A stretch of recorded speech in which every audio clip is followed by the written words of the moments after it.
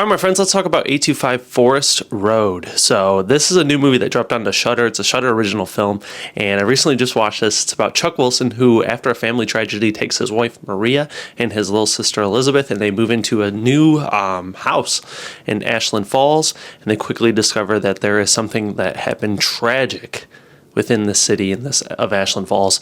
And yeah, this is more of a ghost story, guys. So this movie, it's kind of like a book. It's laid out where you have the story of Chuck, you have the story of Maria, and then you have the story of Elizabeth, and it's all laid out. And then you have the ending of the story, which talks kind of captures everything that happens. And with this movie, the pros on this that I really enjoyed was the use of objects. I believe the doll or mannequin that you guys can see in the trailer or on the cover, I believe its name is Martha, and the director does a great job of using objects like Martha, other objects in the background to really kind of capture some frightful moments. Like, you can see something in the back, you can see something moving around. I mean, it kind of reminds me of like when I saw Insidious the first time, and the little boy, paper boy in the background, which I really enjoyed. That's one of the scariest movies I've seen. Like, that scene in the theater startled me like crazy.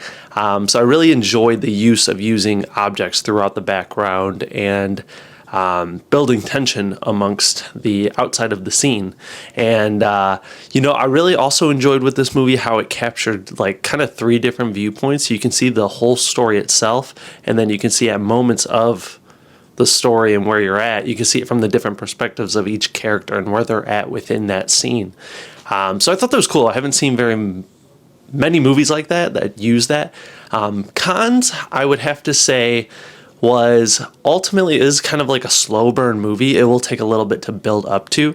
Some parts are slow in this movie, but I did think when you get to see the end of each of the different parts kind of come together, it brings it back. But like I said, it's a slow burning movie of a ghost story, and I wish you could see a little bit more of the ghosts throughout, because when you do get to see the ghost, it is terrifying look, which I think they did a great job with prosthetics and everything in this movie. But like I said, it's a cool ghost story. It's got 4 different parts that you will get to see that's brought all into one. So I'm ultimately going to give this movie a B.